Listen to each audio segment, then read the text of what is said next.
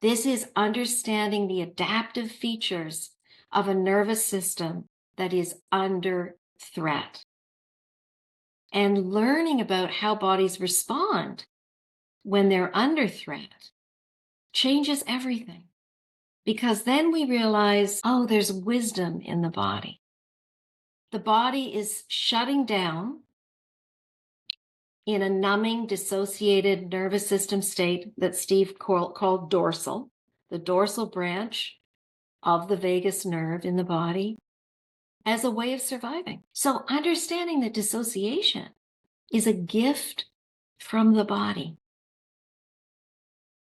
when we don't have enough safety. And it's also true that it becomes a problem when we could be more present, but the body is stuck in what I call this trauma feedback loop. And so that's where top-down work is helpful, and bottom-up, of helping and learning how to work through those triggered states.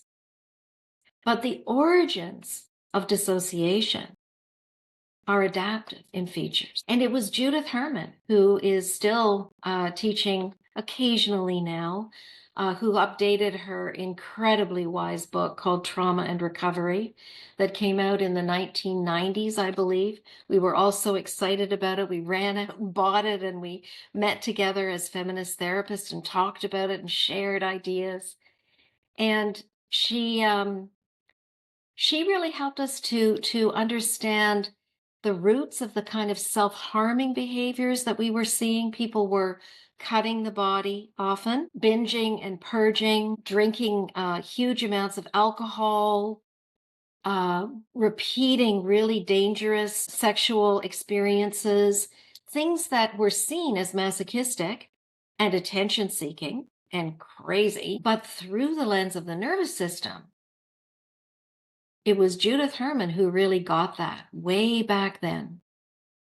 Now, we didn't talk about it like that back then because most of us weren't trained to even address the autonomic nervous system. But Judith Herman is a psychiatrist, so she'd studied medicine, she'd studied physiology. And she said in her book, abused children generally discover at some point that they can produce major, though temporary, alterations in their affective state by inducing autonomic crisis or extreme autonomic arousal. There it is. And that the feelings can be most effectively terminated by a major jolt to the body. The most dramatic method of achieving this result is through the deliberate infliction of injury. So there is the puzzle around self-harm.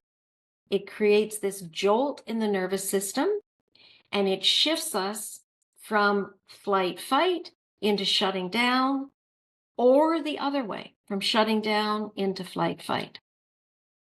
So she goes on to say that while self-injury is the most spectacular soothing mechanism, children find many other ways to induce major alterations in affective states.